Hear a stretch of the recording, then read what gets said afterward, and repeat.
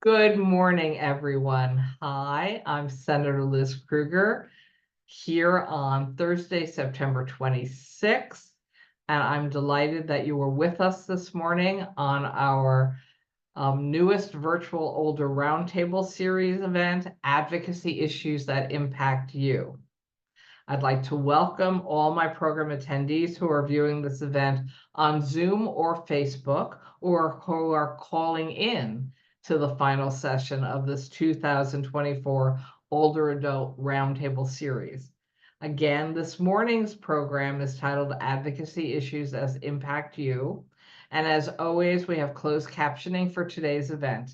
As a viewer, you have to activate closed captioning to view the text on your device. If you're on Zoom, click on the live transcript in meeting controls to start viewing the closed captioning. And if you're on Facebook Live, you'll see a setting button on the bottom right-hand corner of the video. Click on CC for closed caption to activate the process. Closed captioning is really a great option, even for people who have slight hearing issues, because it just clarifies when you're hearing and seeing at the same time. This forum, like all of ours, is being recorded, and everyone who RSVP'd will receive an email with a link to the event video and the resources that are posted in the chat within a few days, along with the presenters' PowerPoints. So don't feel like it's going too fast for you to take a pencil and write down everything you want to know, because it's all going to be sent to you and you can have access to that as you need it. And now we're going to move to our event. Today, we're discussing 3 key advocacy initiatives that have a significant impact on our lives.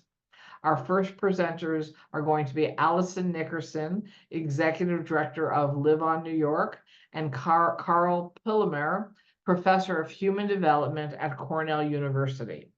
Allison Carl will speak about the unique partnership between Cornell University and the group LiveOn New York that study the impact of climate change on older adults. And climate change impacts us all. Our second speaker is Dora Fisher, the State Policy Director of LiveOn New York, who will discuss efforts to reduce the wait lists for services required to support you as you age in place, our goal for everyone. And finally, Karen Wharton, Democracy Coalition Coordinator at Citizen Action of New York and board member of the League of Women Voters, will share tools to allow you to better assess the reliability of election-related information and ultimately help you to make the best decision about the future direction of New York and the nation. And again, for the record, because this is a government webinar, we're not telling you who to vote for or against, but we believe everybody should know their rights to vote and have the best information available to them at election season. After the presentation, I will moderate the Q&A portion of today's event.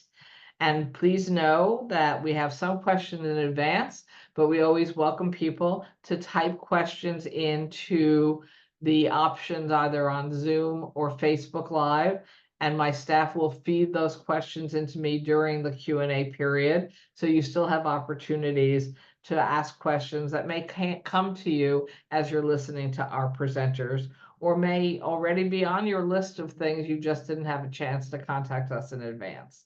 So now I'm going to turn it over to our first speakers, Allison and Carl, to present on climate change impacts for older people. Good morning, both of you. Thank you for being with us. Good morning. Thanks for having us. Good morning. Thank you so much. And thank you for having me back at this roundtable series. It's such a wonderful thing that you do for all of your constituents and for people in New York. I am so thankful to Wendy also for doing a lot of work on your team, Senator Krueger. And I just want to say for all the constituents, Senator Krueger is a champion of aging, the environment, and economic justice and security. So we're so thankful for her leadership throughout New York State. So really quickly, I serve as LiveOn's executive director. LiveOn New York is a membership-based organization. We work on policies and advocacy and workforce development and direct service to make sure that people have the things that they need to make ends meet and to live and thrive in old age. And we believe that as we're going through a longevity boom, our systems and policies simply have not kept up. And so we need to work together to make sure that aging is involved and included in everything so that older people are not excluded. So we're going to talk about climate change today, one of the things that is impacting all of us. And this work is really designed to understand what we need in the state of New York, in the city of New York, in our counties, in our municipalities, so that older people are included. It is pivotal. I mean, we just lived through an extremely hot summer. I know everyone's Con Ed bills are out of control. Everything from tiny impacts to large scale neighborhood impacts are being seen constantly. And it's Climate Week here in New York City.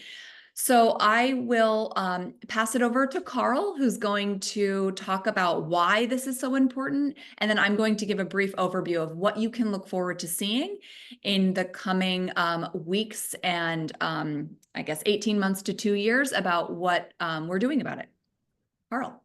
All right, well, thanks. And it is a real pleasure to be here. And thanks to Senator Krueger, who definitely we all admire for contributions to improving the well-being of older people. I divide my time between Cornell's Ithaca campus and Cornell's Medical School in New York City. And many of the projects I'm involved in take place in New York and have worked very closely with LiveOn. So I am really glad to be able to be part of this new initiative. As Allison said, my goal is to sort of raise your attention to this issue, to prime the pump, so to speak, for some of the work in New York City that we're going to be doing. And it's interesting, but even though this is such a logical connection, it's only very recently that people have begun to connect the issue of climate change and the growing older population. But as I'm going to suggest to you, we really have to make this connection and make it very strongly. Okay, let's see if I can advance these slides. There we go.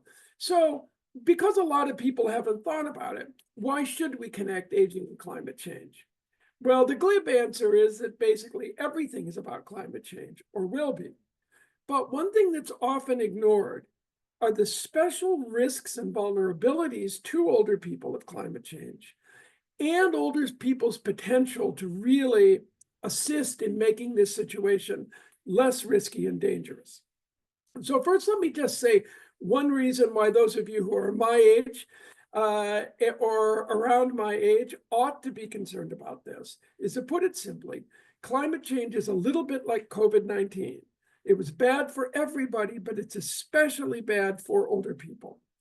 And you can see why when you look at the consequences which are occurring around us right now. Increased flooding, which leads to people being forced to relocate, other kinds of issues, extreme heat. Paradoxically, climate change also leads in some cases to spells of extreme cold, both of which are very difficult for older people. Older people are much more affected by air pollution, which is increasing with wildfires and heat domes over cities. So that's a problem for older people. One thing we're hearing about more and more is an increase in what's known as vector-borne diseases, so insects, and you're seeing these outbreaks of the EEE virus. Droughts and storms are increasing, and that leads to forced migration, which for older people with disabilities and their caregivers is very challenging. And interruptions in utilities, if you're someone or you know someone who is dependent on a medication that needs refrigeration, or has to use oxygen, you can understand how hard that is. I just want to give you a few real world examples to show you this. And this kind of data, I think, is more convincing than the scientific ones I could do. Think back to Hurricane Katrina. And let me tell you that around 6% of the New Orleans population at that point was 75 and older. But people 75 and older counted for half the deaths. There was a wildfire in Northern California in 2018, and 71 out of the 84 fatalities were older people. Half the deaths from Hurricane Sandy, which I know that a bunch of people in this meeting will remember, weren't evenly distributed. They were mostly people 65 and older. In 2021, Texas had this strange winter storm. People 60 and over were 60% of the deaths. And more recently, Hurricane Ian, 61 of 87 deaths were at least 60 years old. And finally, in Europe's recent heat wave, people again over 75 accounted for half the deaths.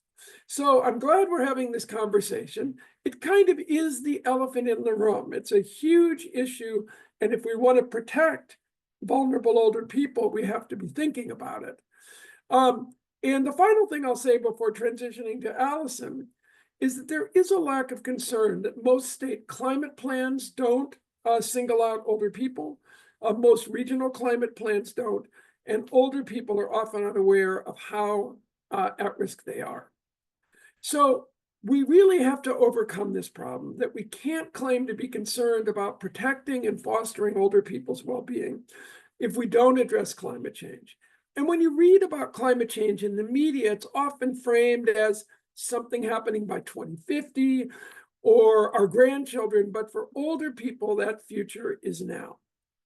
And I'll stop by saying, we don't want to only focus on older people as victims. Older people need to enter into full participation of climate change action. You know, the disabilities movement coined the term, nothing about us without us. And that really applies here. And I will put this up, and this will go in the chat for folks. We have created this information hub on aging and climate change, and you can see there's a vertical for older adults. And I'm gonna just say the word, Allison, and I will. Perfect. Sounds good. So we formed, so LiveOn has worked with Cornell probably for 30 years. Is that true, Carl? I think like I used to say 20, but I think it's closer to 30. I know I used to have hair back then. A long time to bring academic resources and bring feedback from the community into the academic discussion. So we are kicking off an initiative called the New York Climate Action Network, which we are calling NYCAN. If you could do the next slide, Carl. So the goals of this work are really to make New York a safer place to age in the face of climate change. There is no shortage of, I would say, both directly related climate issues such as flooding, right? We see that bus stops, there's wells. Anybody who takes a bus, you normally have to like walk over the well. And that when that floods, that makes it very, very difficult for people who are not able to walk on a uneven surface. So like that's one short example. Or people who are living in illegal basement apartments. There's a lot of older adults who are living in illegal basement apartments. And that has huge implications for who gets flooded out. There's also a history in this city and in this state of systemic racism, right? We see people who have cumulative disadvantage across their life course because of environmental injustice. And so making sure that we take into account what that means for people. Asthma rates are significantly higher in Washington Heights and the South Bronx. And that makes a big difference for people as they age into their 60s, 70s, 80s, and beyond. So making a safer place for people to age in the face of climate change is one of the key goals.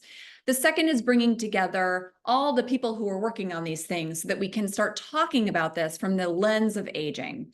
And the third is to, we do a lot of really amazing things here in New York. And so it's to serve as a model for what cooperative urban planning looks like. We have lots of ways that the state has done this in the past. Many of our public health initiatives have served as these kind of cooperative planning models.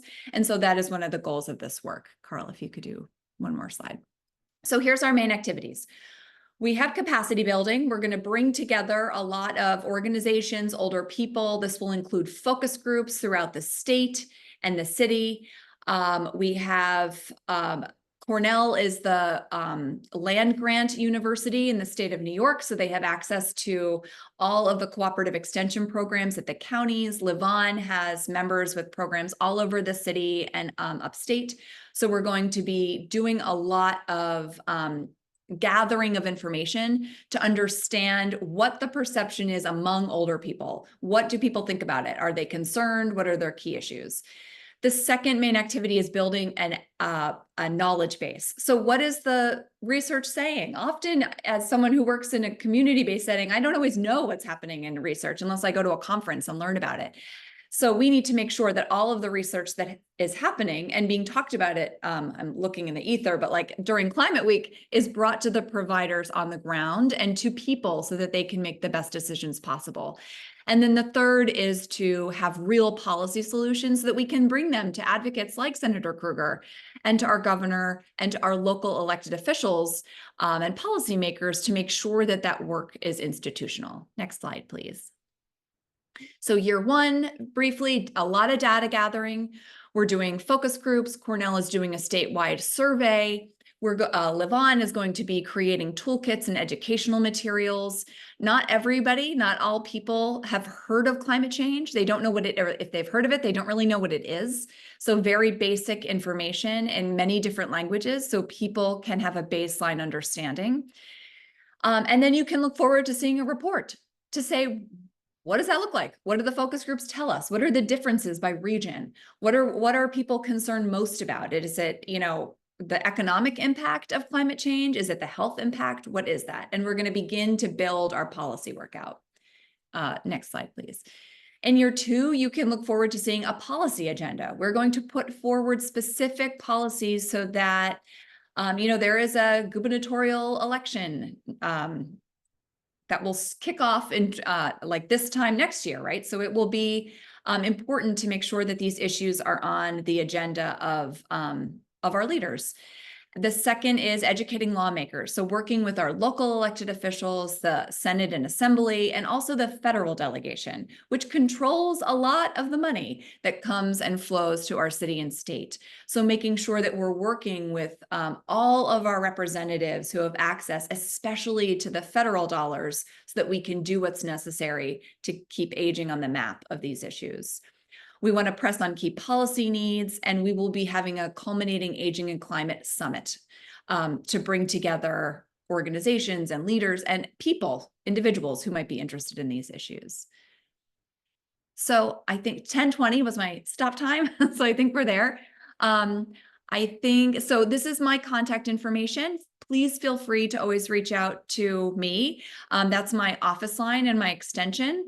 And Chloe Shores is working on the Cornell team, so you can reach out to her at any time. And I would invite you to write into the chat if there are things that are most important to you, if there are things that you're seeing, whether they are Con Ed, I hear about it constantly, Con Ed issues, basement apartment issues, how do these issues affect you the most? We would really love to hear from you. So thank you for including this information in the presentation.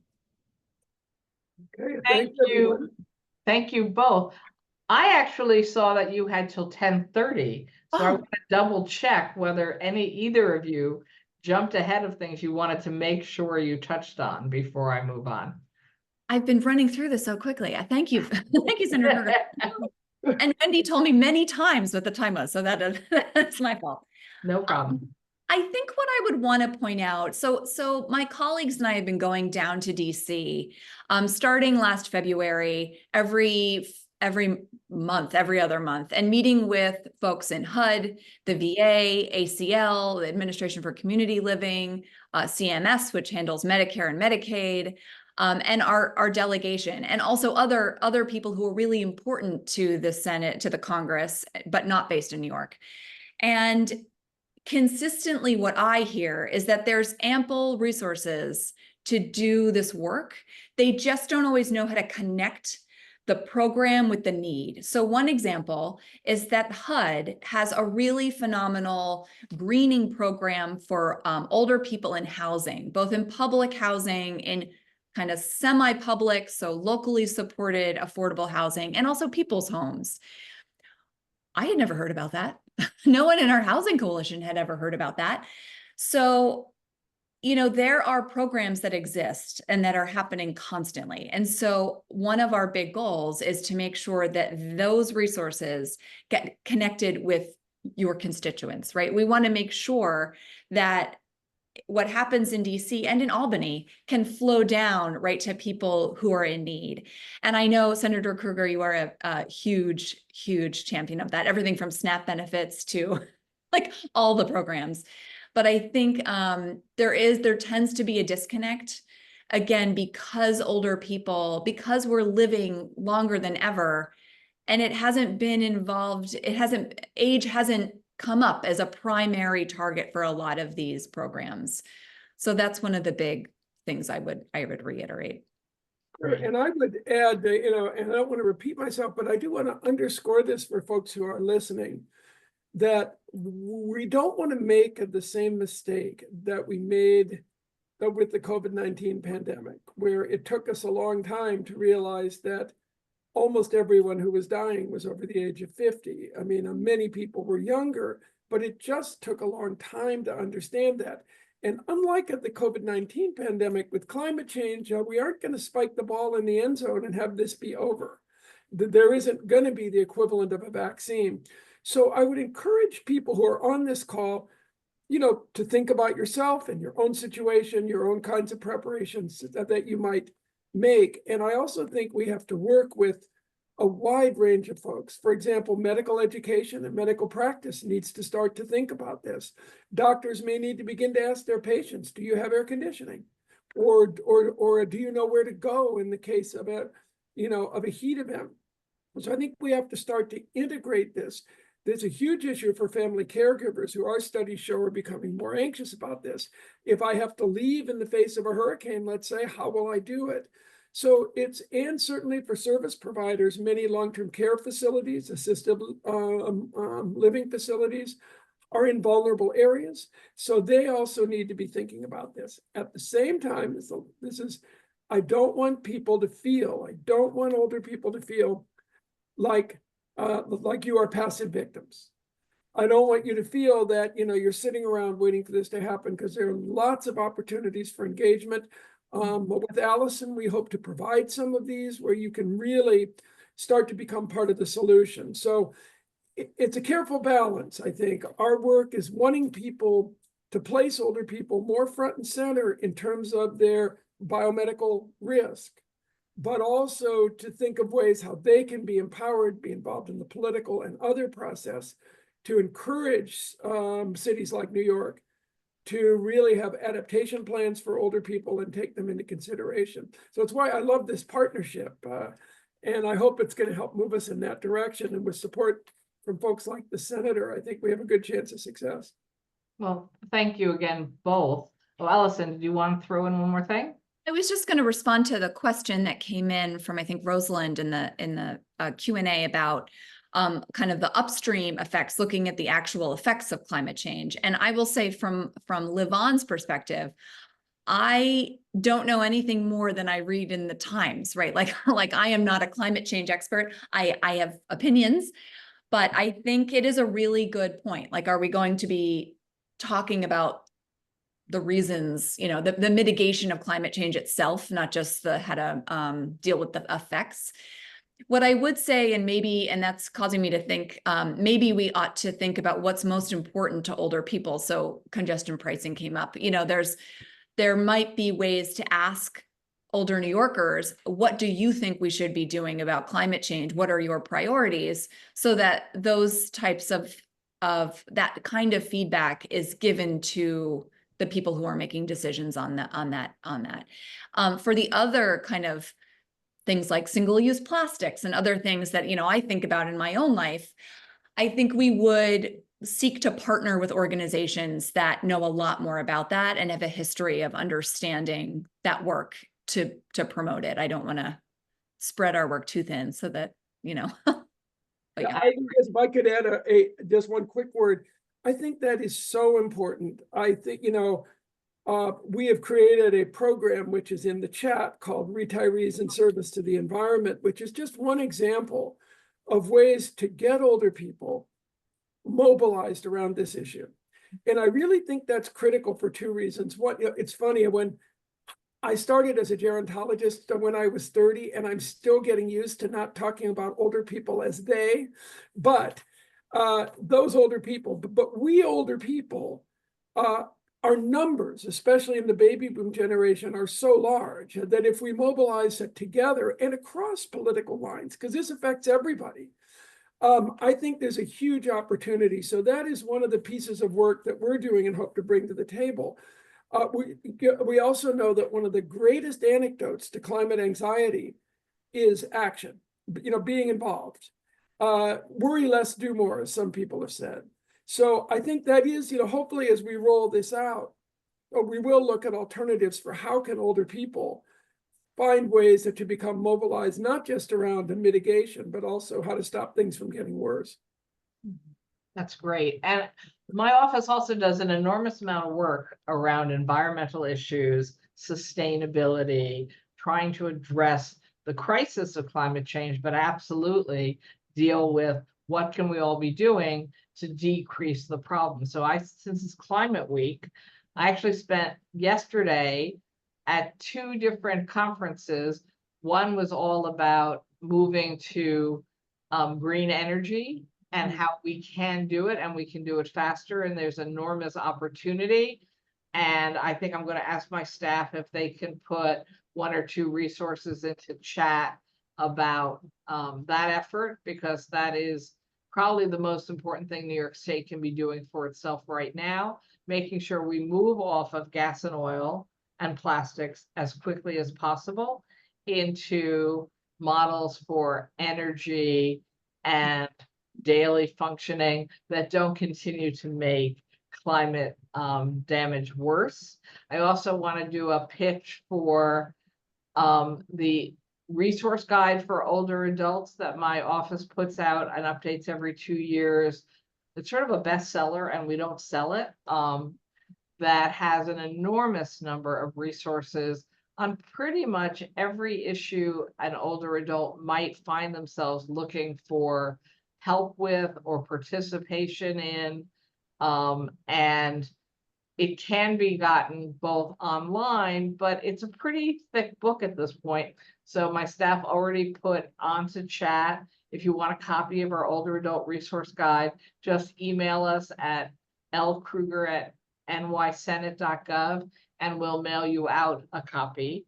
We're always happy to distribute more of those because it's impossible, literally, to keep track of everything you might need help with until suddenly you realize, oh, I do need help with that, or oh, I am really interested in getting more involved in that.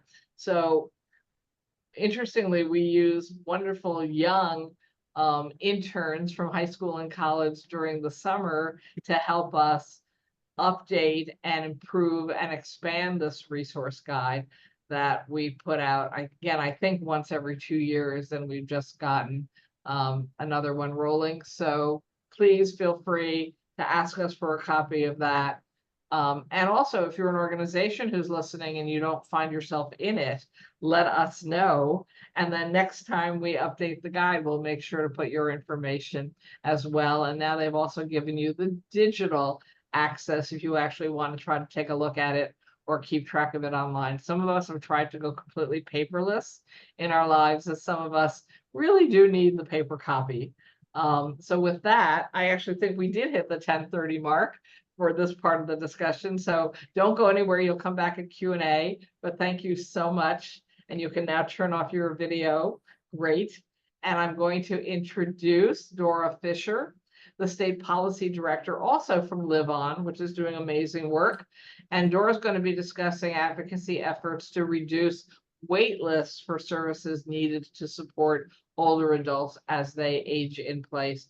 And that's truly a challenge, I know, from a government perspective, because it's as if, and maybe I'm stealing Gora's thunder, it's as if we haven't noticed what a huge percentage of our population in New York State actually now fit into a category of being older adults, which frankly could be 30 years, right? You could Absolutely. Absolutely. People are living far longer than anyone imagined, a generation before. And it's like, New York State, wake up. Like, this is reality. This is not a hypothetical. This is reality. So I'm going to hand it to you, Dora. Thank you for being here. Thank you so much, Senator Krueger. Wake Up New York could be the title of my presentation. I'm going to share my slides now. So I can no longer see myself. I'm assuming you guys can see and hear me. Well, good morning, everyone, and thank you so much for having me. Thanks to Senator Krueger, a phenomenal advocate for older adults. I'm so thankful for everything you do for older New Yorkers, and thanks to the team, and thanks to all of you who are here today. So I'm the State Policy Director with LiveOn New York. My name is Dora, and so that means I live in Albany, and it's my job to make sure that your voices are heard here. So I'm here today to speak a little bit about the issue of wait lists and some of our efforts to try and eliminate long wait lists for services across the state, and what you can do to help us with these efforts and to be a part of this. So I believe Allison touched on this earlier, and I just want to take a moment to stress, before I frame the problem, I want to stress that we don't buy into all the negative talk about aging and all the negative talk directed at older adults. Aging is a part of being human.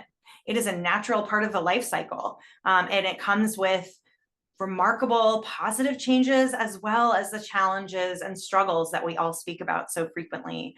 And it's a unique journey for every person. But I do want to stress that older adults are incredible assets to their communities. Older adults have the highest rates of volunteerism out of any group.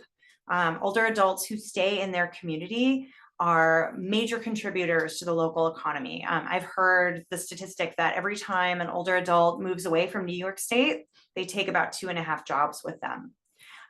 So I'm just not buying into that language about older adults being burdens. None of us do at LiveOn, and none of you should either. Aging is just a part of being human. I think a great allegory is, just like childbirth and infants and young children, caring for them isn't a burden. It's something that we recognize as a society, that it's something that we need infrastructure for. Increasingly over the last decade, there has been some attention. Society has caught up somewhat. There's obviously a very long way to go, but there have been meaningful gains in terms of paid family leave and universal pre-K.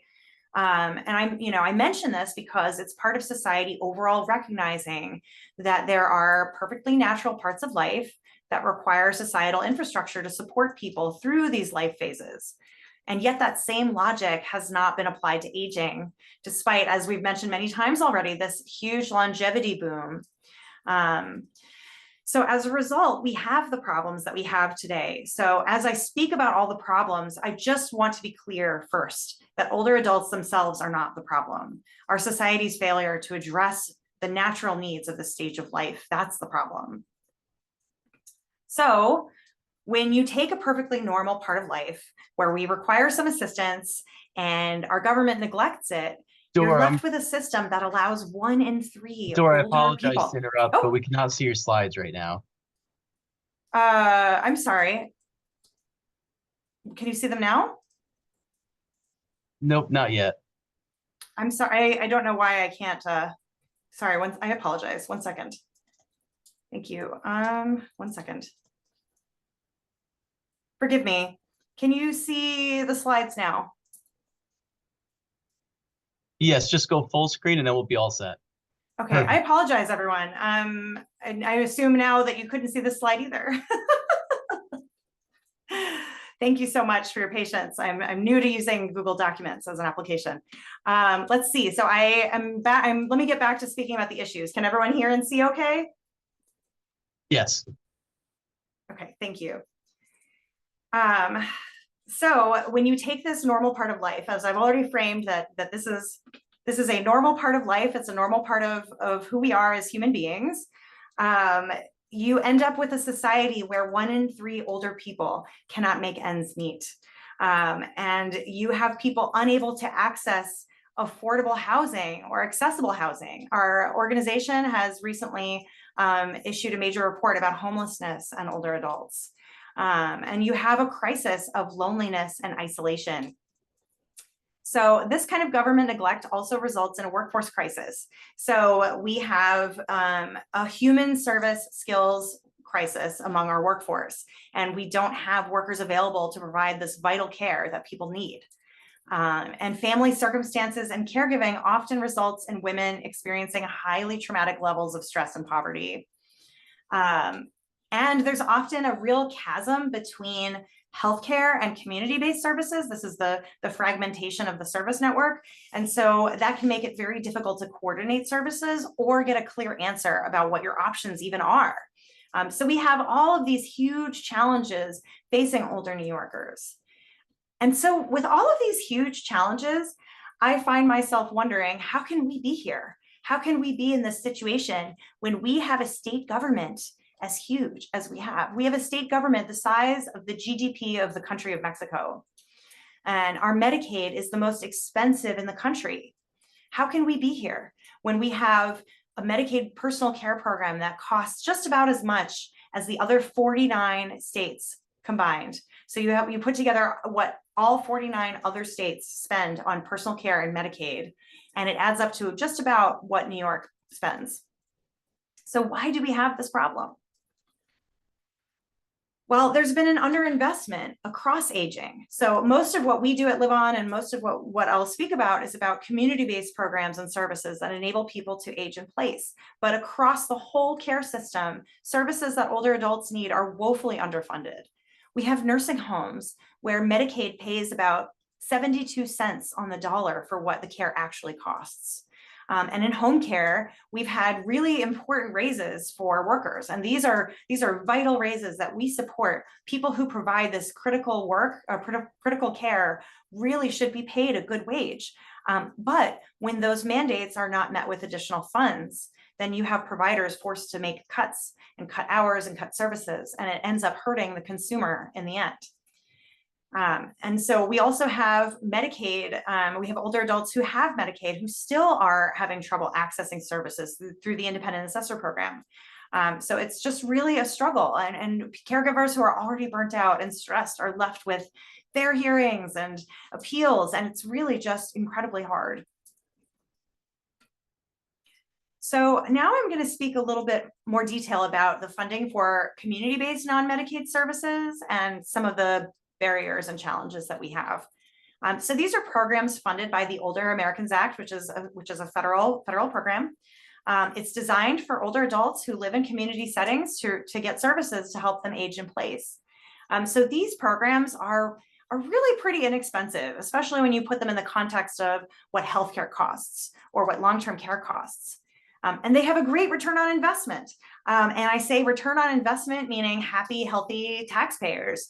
But I also mean it in terms of the cold hard numbers, the dollars, right? We know that when people engage in community-based services for older adults, we know that it can defer or prevent Medicaid getting on Medicaid and getting long-term care, which we all know is extremely expensive.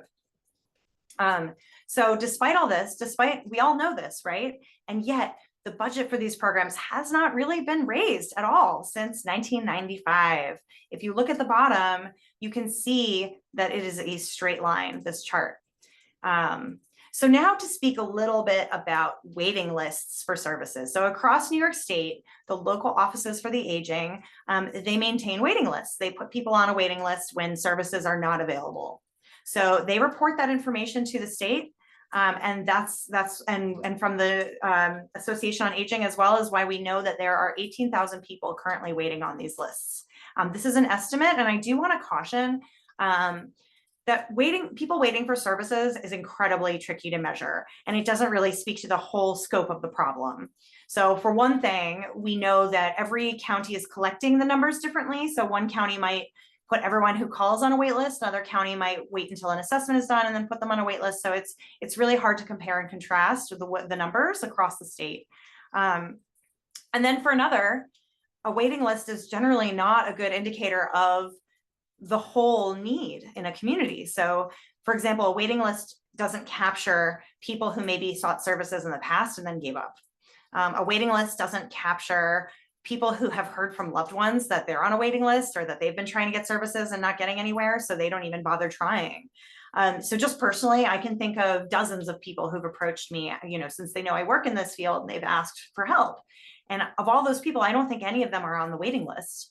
And I ask you to do the same thing. Think to yourself who you know who might need care or services, and are they on a waiting list? So all this is really to say that the waiting lists are an important advocacy tool. And we have worked with legislators to create an unmet need fund to address the waiting list, to address that unmet need. But we think that we still have a really long way to go. And the waiting lists are really only the tip of the iceberg. So why is this all so important? In case you don't realize already, which I know that you're all here today because you think this is important. But there's two things that are worth mentioning here. The first is that we are the majority. This is the majority of New Yorkers who are dealing with this. Half the state is touched by this issue as either a caregiver or an older person. We have almost 5 million older residents. And the other major reason is it's important because we know that aging services work. As we've mentioned, we know that people who receive these services are better equipped to stay in their own homes, which is what we all want, right? We know that these programs defer or prevent Medicaid placement. Think about what a nursing home costs compared to $10,000 a year to serve someone through an area agency on aging. So we all think it's in the government's best interest to invest in these services instead of investing in institutional care, which isn't what people want.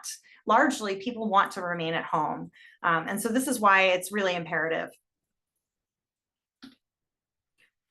And why is this moment particularly important? In addition to the longevity boom that we've already talked about at great length, it's becoming more and more urgent, and it's feeling like our elected officials, of course, except for Senator Krueger and several other amazing leaders we are so fortunate to have in New York.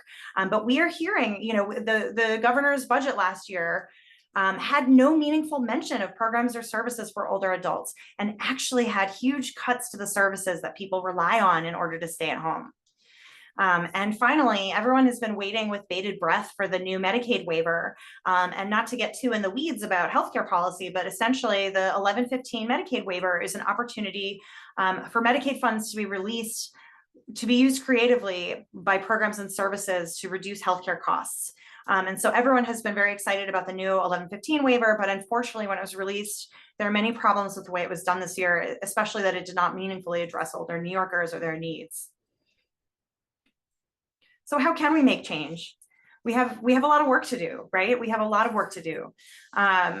We really absolutely welcome all of you. All of you are here today because you care about these issues and you want to learn, and you probably want to get involved. You're incredibly lucky to be represented by Senator Krueger, to be her constituent, because she really has your back and she's a phenomenal advocate. But here are some broad strategies you can use. Elected officials really need personal stories. When you have a personal story to share with them of a loved one or yourself, they really listen, and that really does help them understand the problem. It's really important to get your friends and family involved, and to reach out to all your elected officials. So some more specific ways to advocate. You should call your elected offices. As I mentioned, you're so lucky to have Senator Krueger, but you might have loved ones in other districts, or you can call your assembly person, or your city council, or the delegation. Attend a rally. There are some local rallies coming up. We'll have them in winter and spring. Please stay tuned. And you can attend a rally in Albany. We are going to be having one probably in February. I know February in Albany doesn't sound that exciting, but I promise you it'll be a blast. And we really do need people here to make a difference. And volunteer to speak with the press. The press needs to hear it. The state is very motivated by what they see in the press. And so I cannot underscore enough how important that is. And speak with your local community board about these issues, about what you need to, what you and your community needs in order to remain at home.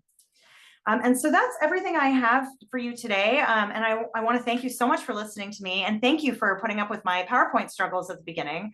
But let's see, I can stop sharing now, and I'll see if there are any questions. Thank you all for listening. Thank you so much, Dora. And again, we're going to follow up with questions during the Q&A section. And I'm glad we solved the visuals problem. That happens all the time, not to worry. All right, our next presenter, and then we will get to Q&A after that, is Karen Wharton, the Democracy Coalition Coordinator at Citizen Action of New York and a board member of the League of Women Voters in New York City. And Karen will be speaking to us about election misinformation and disinformation, which is frankly critical to all of us, older adults and youngest first voters. So thank you for being with us, Dora. Thank you, Senator Krueger, for having me here. Hello, everyone at Older Adult Roundtable Services. Let me bring up my slides here.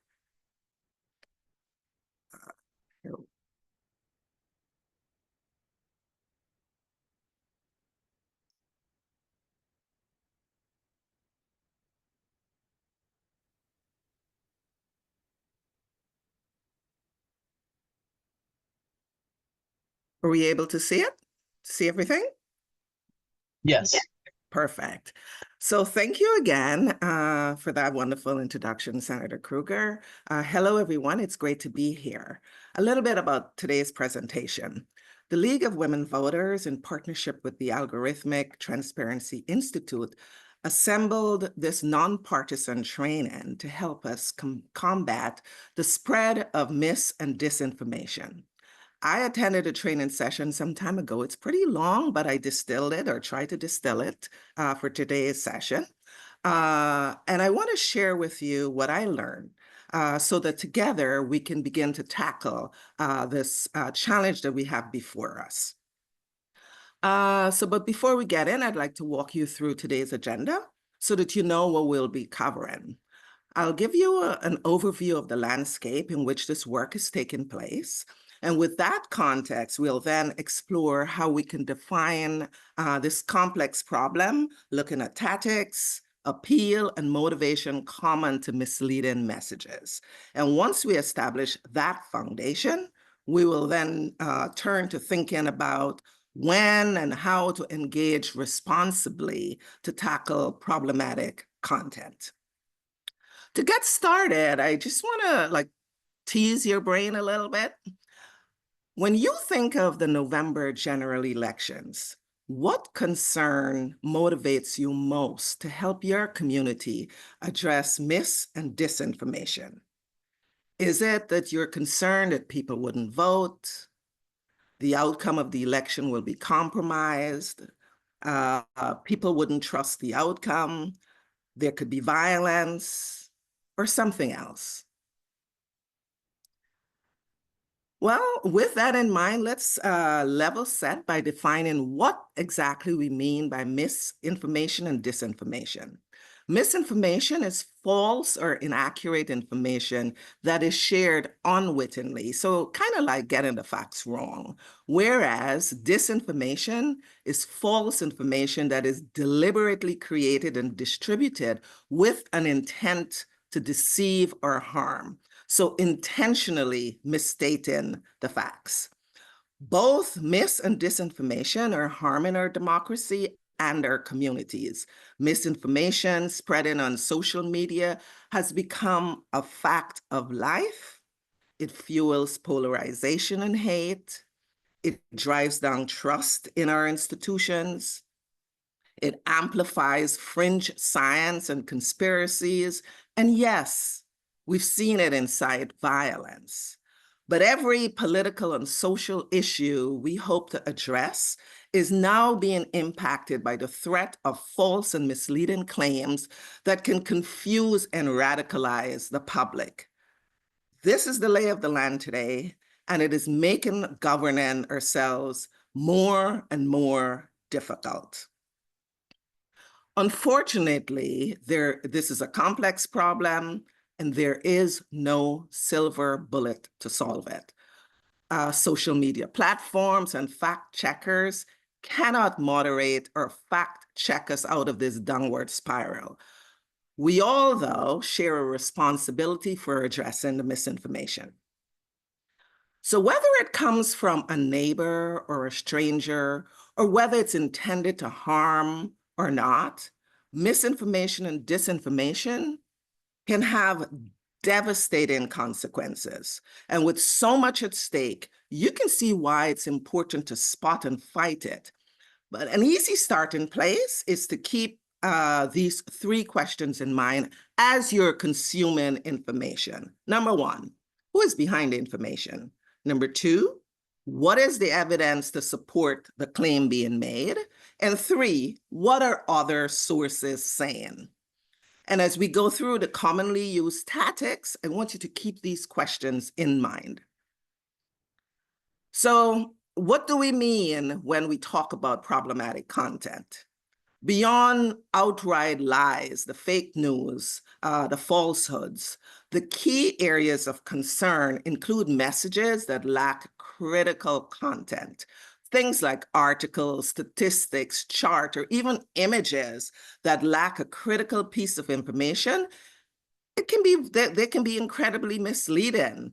So context is important. Without correct context, a message can be just as wrong and likely as harmful as completely made up stuff. Another tactic is faulty logic. And this is very commonly used in political rhetoric and propaganda. We see it cropping up frequently in image-based memes and short-form videos too. And, kind of like the straw man arguments. And of course, we constantly are seeing coded messages, dog whistles, that are embedded with stereotypes and hate. And remember, folks, hate speech is disinformation. And over the last few years, we've seen a massive increase in conspiracies. At their core, conspiracies serve to give us simple answers to the difficult and confusing things that impact our lives. So like, how can an entire world shut down in a matter of weeks due to an invisible plague? It's gotta be something really sinister. So this is how like the conspiracies are used to provide simple answers to complex problems or complex questions. And finally, an oldie but goodie, we see old content that is true, that was true at the time, gets reshared and recirculated today, but in an entirely new context. And when we don't realize that an article is old, when we don't realize it is no longer relevant to the current conversation, we can be misled. And the most important thing to remember is that a message does not have to be false to be a problem. So let me warn you, I'm going to give you some examples of mis and disinformation. The contexts that follow are real examples that have circulated online and are problematic. So, but as you look at these and think about each of these examples, please keep in mind that they risk misleading you right now. And so think about the forms and tactics critically so that you can be sure to understand how and why they're misleading. Let's start with quotes that are shared without surrounding statements. Or anytime an image is cropped in a manipulative way, the missing context makes the thing that was true into something that is misleading. In this case, statistics can have the same problem. I'll read this, and I want you to think about it. The message says that illegal aliens are far more likely to commit federal crimes based on statistics.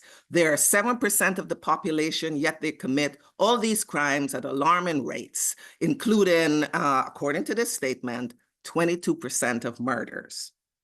Is this true or false? Actually, these statistics are accurate for the year that they were shared and are even backed up by government data. But the one key phrase in this statement that makes it misleading is federal crimes.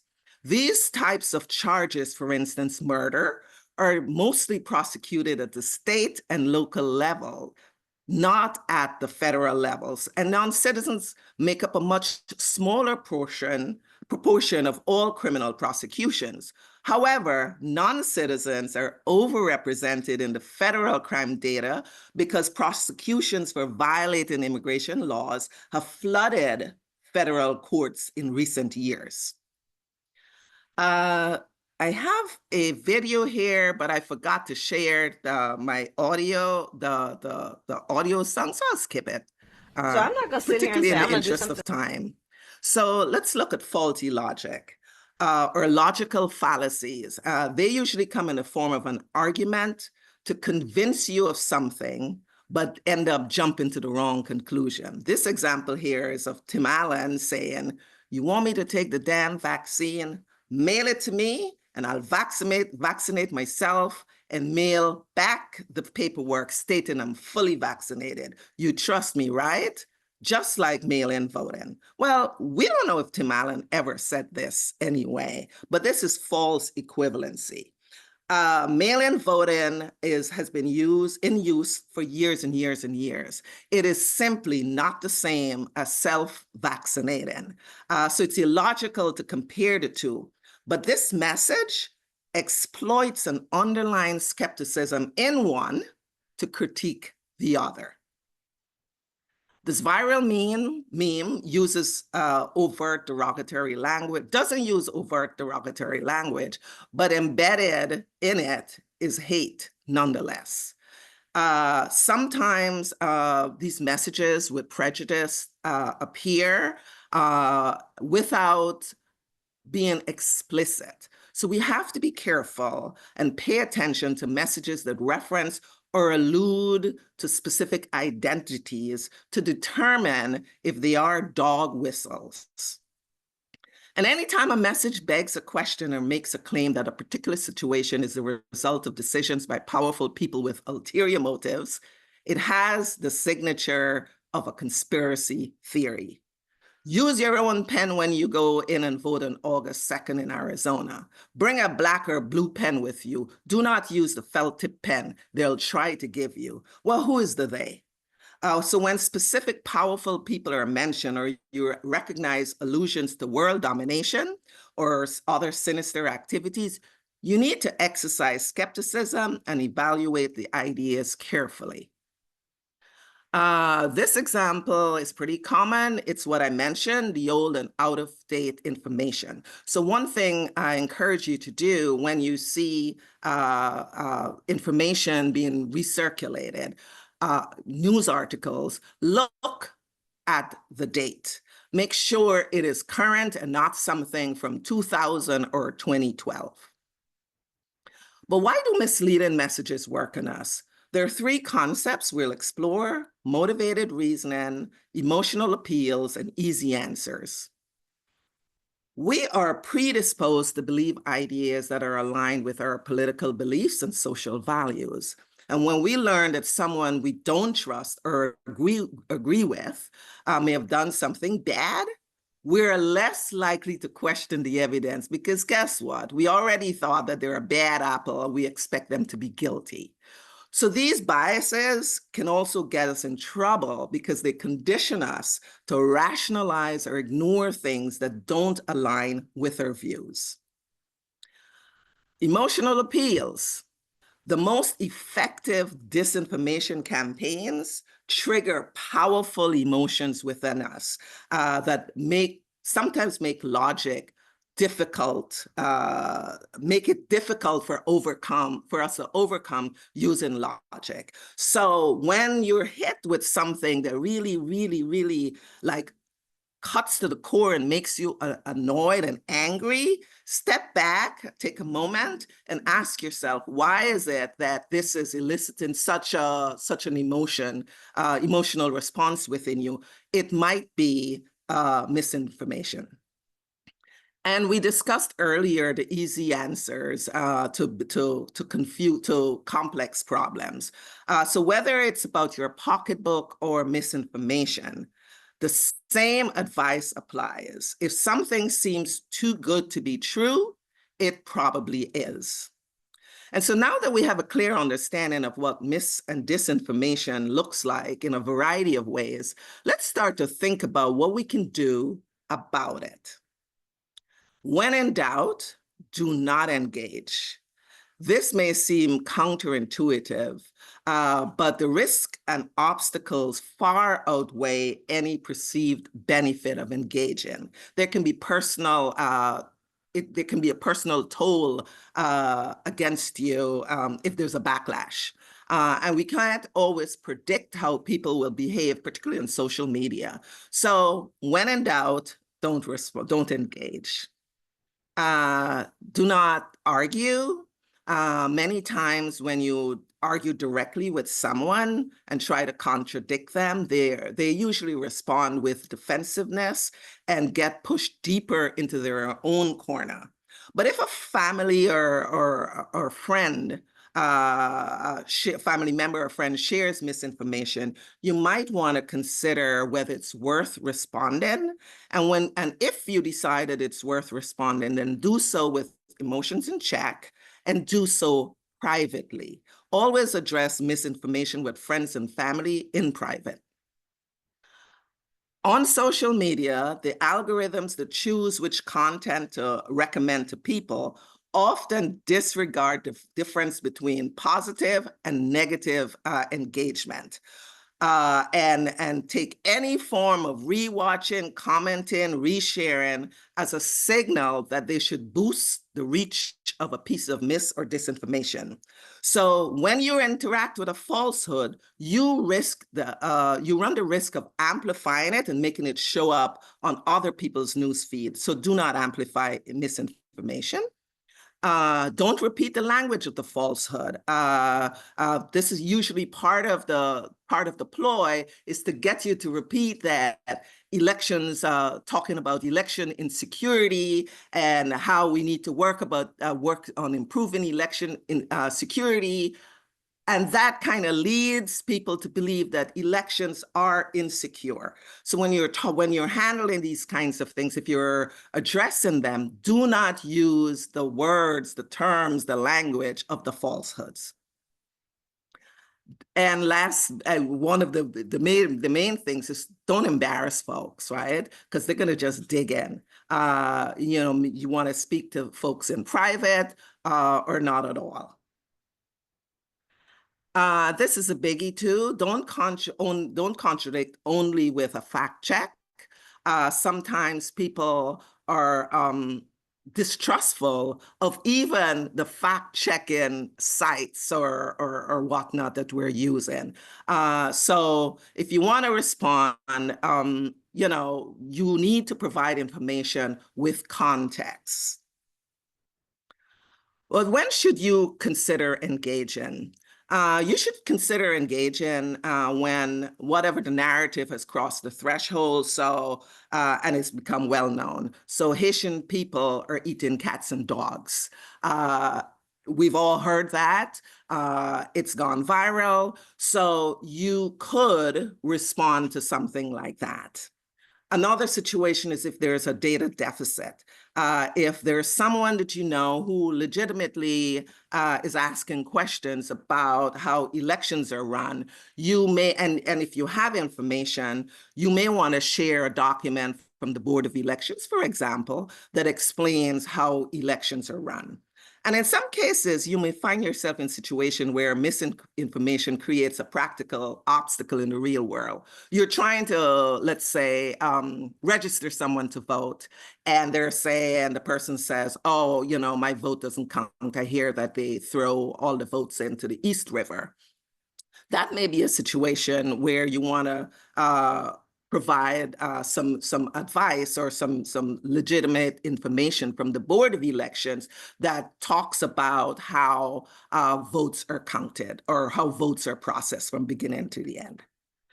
And there is countering message. When the right criteria have been met, you can use something like an approach like this. You always begin and end with facts. You warn about the myth. You explain the fallacy. For instance, New York State elections are secure and all ballots are counted. You may have heard a rumor spread by bad actors looking to sow distrust in our system by falsely claiming that absentee ballots were lost in the mail and not counted. They were using conspiracy theory to dissuade people from voting. However, each and every step of the process is safe and secured and monitored by a group of bipartisan Board of Election officials. Our elections are safe and secure and ballots are counted. So having said all of this, you're like, oh, gee, Karen, you said, who can we trust? Where can I turn to for trusted information? Well, you can turn to the League's website at vote411.org for nonpartisan information about candidates and what's on your ballot. You can also go to Ballotpedia, and I think we're gonna send out share these slides later, so you don't have to write them down. You can go to Ballotpedia and get a preview of your sample ballot. And always you can go to your candidates page and see what they're saying about themselves. The New York City Campaign Finance Board will mail all registered voters a voter guide prior to the elections, and it will contain information about what is on your ballot. So you can use that too. In terms of mainstream media, things that we hear about in society, I recommend that people turn to the New York Times, to the Wall Street Journal, Washington Post, LA Times. These are reputable news organizations. And if if let's say Donald Trump or whomever, someone tells you something major about those candidates, if it's true, and it's newsworthy, it would appear in one of those newspapers that I just mentioned. And here's some resources you can learn more about mis and disinformation. And with that, I thank you so much for your time, and I will stop sharing my screen and give it back over to you, Senator. Well, thank you very much, Karen. And I'm actually going to ask all the guests to actually come back online for the Q&A questions. So if everybody would remain with their screen shared, so helpful. And questions have been coming in that we've actually been trying to put some answers to on the chat. So as each of you were speaking, even though you all had great resources that we've been putting up, when people would ask questions that we're like, oh, those aren't necessarily being addressed by the speakers, but we actually know a good resource. We've been also trying to put that information up. And again, when we send the follow-up to people, we'll make sure we try to include all of these resources. Just jumping quickly to a couple that came in as we were all talking to each other. Yes, my older adults resource guide has a section on looking for employment as an older New Yorker, but somebody also suggested a group called Hand in Hand, the Domestic Employers Network, and that website is on the chat right now. We put on a number of what we thought were the legitimate factcheck.organizations, because I'm constantly reading something or hearing something and going, I don't think so. But then you can fact check an enormous amount of information. And Karen just suggested reliable sources of data. I'll just highlight my own bias. If it's on Twitter or TikTok, no, probably not. If you really want to go do more homework on that, go to something legitimate, because sometimes things are true on there, but a lot of times things are the worst garbage imaginable. And you know the line, if you repeat a lie enough times, people start to believe it. So especially at election time, I think it is critical for us all to be very, I don't want to say cynical, because I don't want people to be cynical about elections. I want people to participate, but to be very thoughtful and careful about where we're getting our information and whether we ought to be spreading that. Because again, people who repeat lies and then it just multiplies throughout a larger and larger community are frankly doing an enormous disservice to all of us. A few other questions that actually had come in through the chat, and I want to again, we're going to put up, I think, already a number of groups on environmental issues that people can choose to participate in. Frankly, there are endless environmental groups. I often say when I started this work 24 years ago as a senator, there were like 4 environmental groups. And now I can get a letter signed by 150 environmental groups on any specific issue. So we did put up just now Environmental Advocates ACE New York, which works specifically on energy issues and sustainable green energies. ACE New York, I went to their conference yesterday. It was phenomenal. The group Environmental Advocates New York, which does across the board environmental work and sustainability and addressing climate change. And then a group called 350.org, which I think is a coalition of many, many different environmental organizations working nationally, but they have a New York section. So if you want to get involved in environmental issues, in addition to the things mentioned to our 2 speakers on environmental concerns, there are a lot of ways to get involved in that. I'm just seeing other questions that may have come in.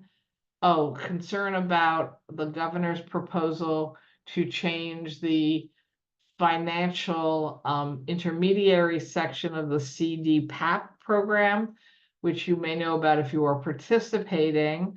It's not going to throw anyone off of CDPAP, a program where you choose your own personal care provider if you're eligible for one within the Medicaid program. But the state is planning to change the process by which there's a fiscal intermediary that you work with. There are lots of concerns about that, and there is an advocacy group who's been quite outspoken about that. So this is a workshop or a roundtable on advocacy.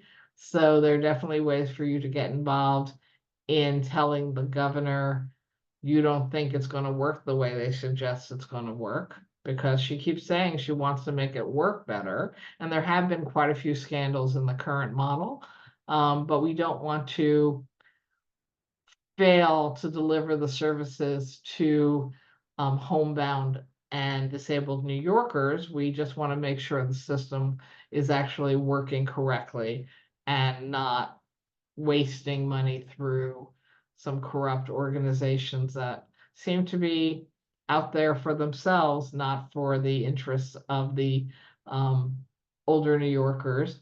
I guess one person was concerned that we not say old people, but older people. I agree. Several years ago, we had a whole discussion in my office about what was the appropriate language to use, because senior citizens did not seem appropriate anymore. And the truth is, as we know, it can be a 35-year range of people. So we wanted to make sure that we were starting to use language that reflected that reality. So I think we did choose to use older people or older New Yorkers.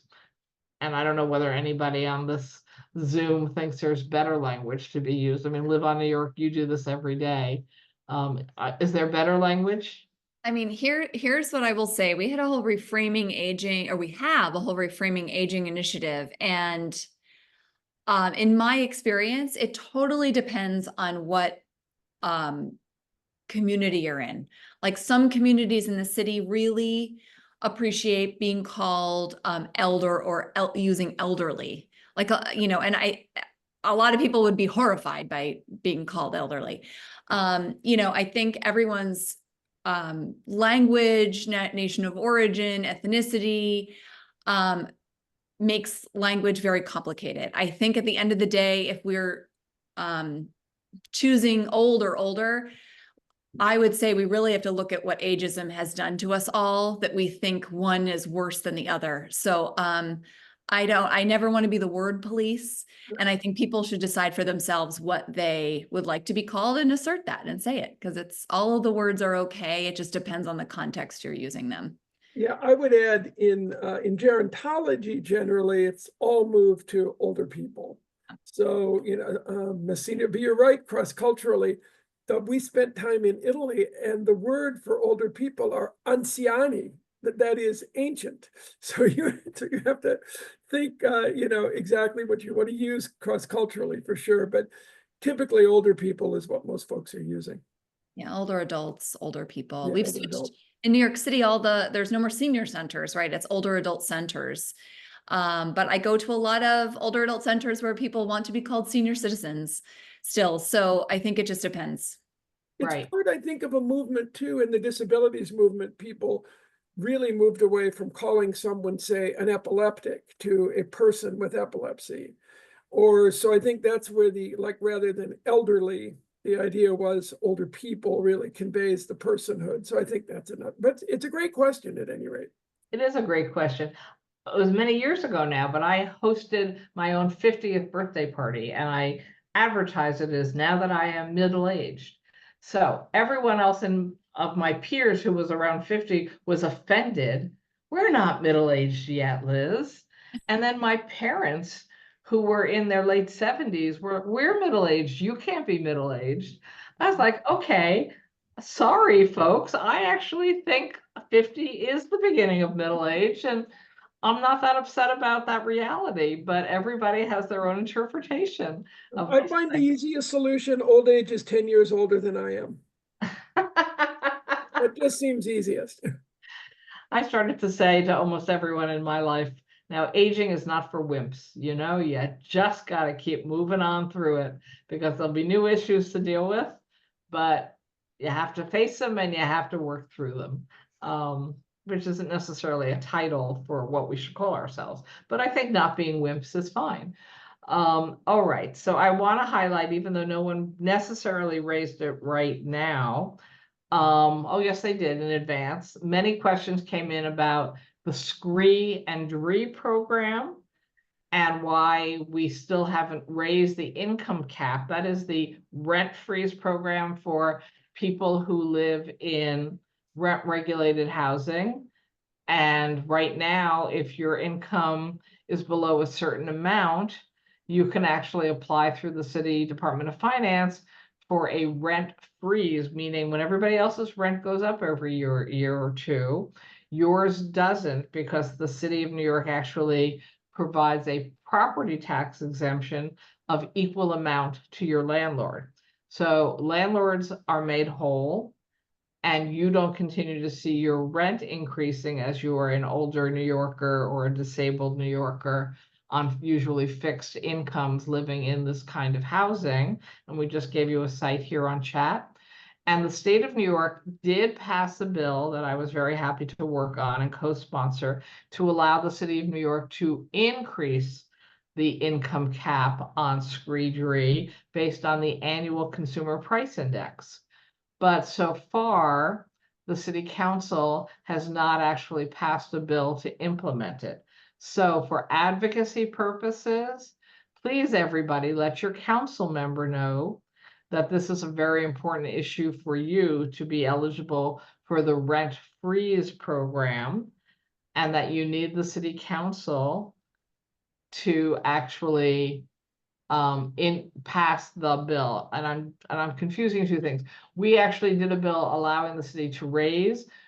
Brian Kavanaugh has another bill to adjust it annually for consumer price index. So both lobby your state legislators to increase by consumer price index every year, and lobby your city council members to pass the bill implementing the actions we already have taken to help you, because it is one of the most important programs out there for being able to stay in the home you live in and have it stay affordable, because we all know looking for something else will never be as affordable as what you have now if you're in a rent regulated or a rent controlled apartment.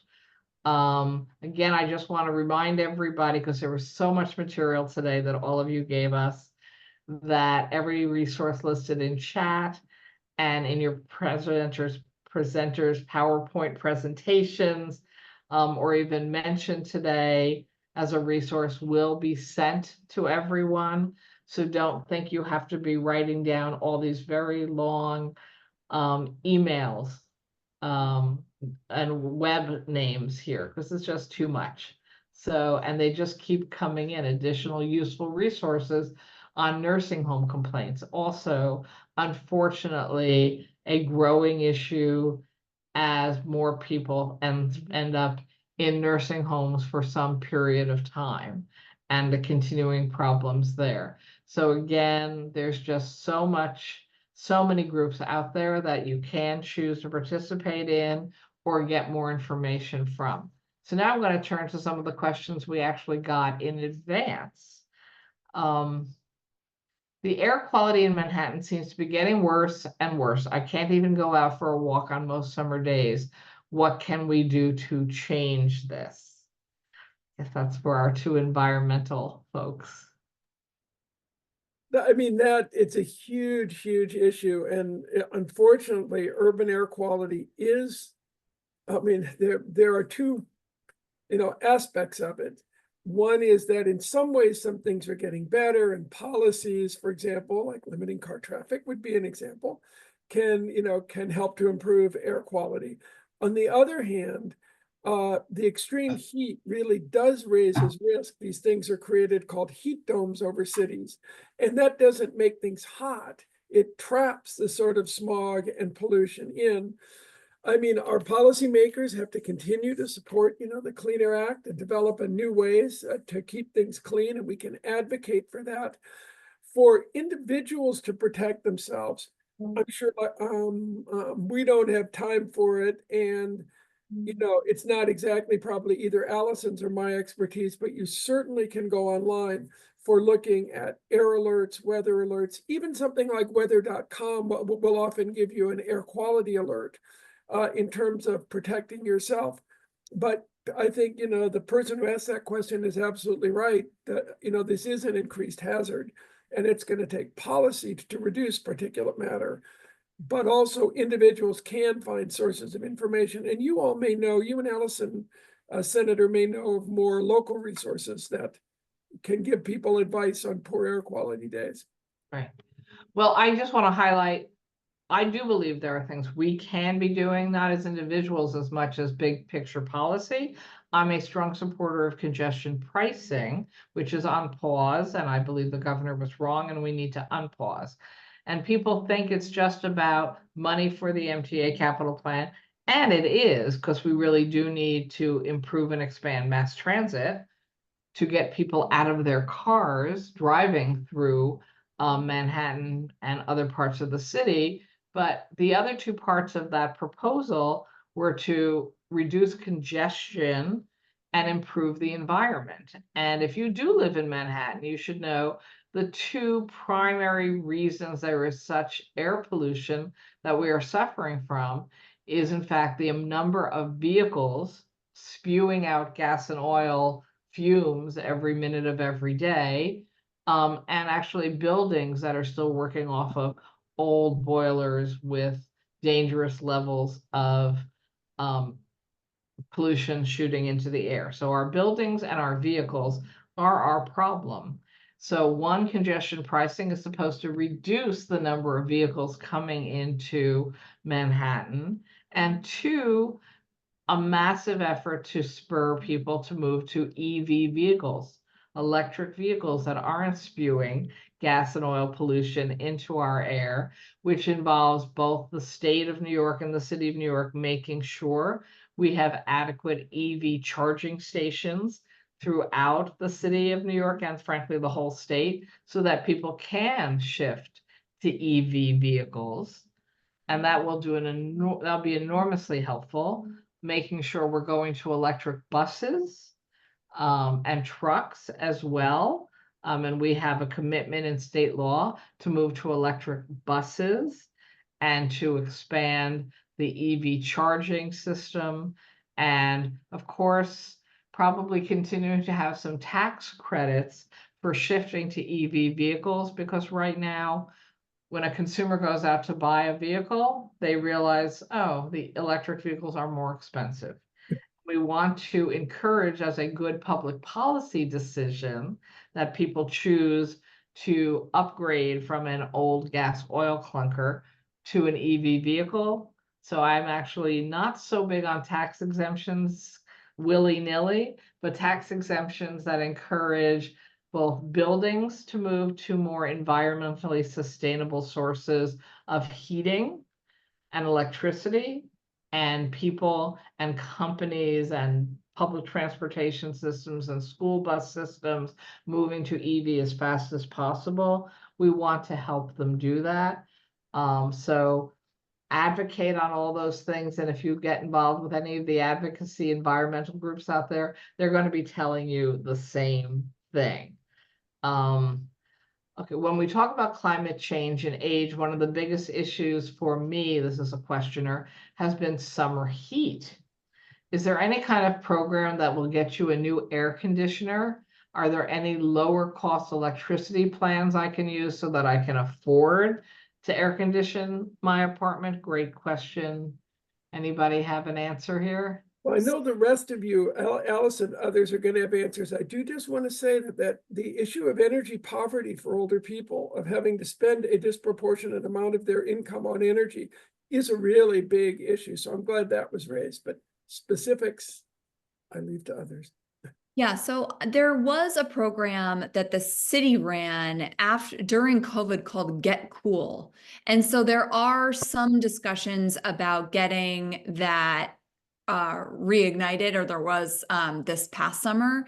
I know that I also talked to someone at a breakfast last week from Con Ed who's considering doing a few different mitigation opportunities in different ways for older adults to buy or get at a reduced rate or get free air conditioners. If you live in a housing building for older people, specifically like an affordable senior housing, they too can, through a variety of programs, get they're called air conditioning slips. They're like, things that it's a long story, but anyway, there are some options. None of them are as comprehensive as the Get Cool program. But what I also would encourage you to apply for is HEAP, because HEAP is an incredible resource, but it runs out every year. So, and it usually runs out like in the middle of the summer. I think this year it ran out at the end of July, which is another example of like, we didn't create HEAP knowing that we'd have such warm summers. So I see there's a resource there. I can also put in LiveOn's benefit program, which is always happy to walk through those options for people. And there are a number of state legislative efforts to try to reduce energy costs for people. Again, the New York Heat Act, which I carry and trying to get passed in both houses, would offer reduced rates for lower income people for the utilities.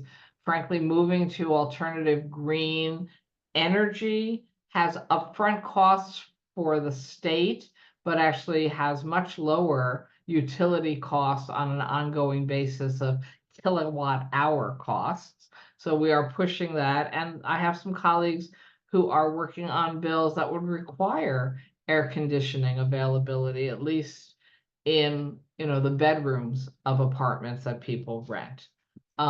So we have actually come to the end of time. So I want to thank you all profusely for your presentations, for being here with us, Allison, Carl, Dora, and Karen. I want to tell everybody that we have 2 events taking place in November. The first will be on Tuesday, November 12th from 2 p.m. to 3:30, and it's the ABCs of Medicare for those new to Medicare. And every year we discover there are those new to Medicare that need to learn that sometimes there's some complicated decisions for them to make. And then the next event will be November 14th from 6:30 to 8 p.m. at night. I know, a little switch in times, and that will focus on scams and how to protect yourself. And the new list of ways people can try to scam you out of your money is sort of breathtaking. So we've done these before, and we've learned that there's just new ways people are trying to figure out how to steal your identity, your money, your deeds, if you own your home, your credit cards, etc. So I actually think that one is worthwhile for everyone, no matter what your age, although scammers do seem to particularly like to go after older New Yorkers. Again, we've talked about elections here today, but I believe this November's election is probably our most important one in my lifetime. So I want to remind everybody, October 26th is the deadline to register to vote, as well as to submit your absentee or vote by mail ballot request online or by email. Early voting starts on October 26th and goes through November 3rd. And I always say you should think about Election Day on November 5th as your last chance to vote, not your first chance to vote, particularly for older New Yorkers who can't really imagine standing in a long line at their poll site. Early voting and in-mail voting is a great option for us. While we all know that we'll be choosing the next president this November, reminder, New Yorkers will also have the opportunity to choose among candidates for our U.S. Senators, Congress, State Senate, and State Assembly. Voters statewide will also weigh in on ballot proposal on the back of the ballot that would enact the Equal Rights Amendment, which amends the state constitution to prohibit discrimination by the government on the basis of age, disability, ethnicity, national origin, and sex, in addition to pregnancy and pregnancy outcomes. Well, so it definitely affects our rights to abortion to be in the Constitution of the state of New York. For the record, even though I'm not telling people how to vote, I wrote that amendment, so I'm quite committed to it. You have to remember to turn over your ballot to read the proposals. And apparently in Brooklyn and Queens, there's so many people running, it's going to be 2 different pieces of paper front and back.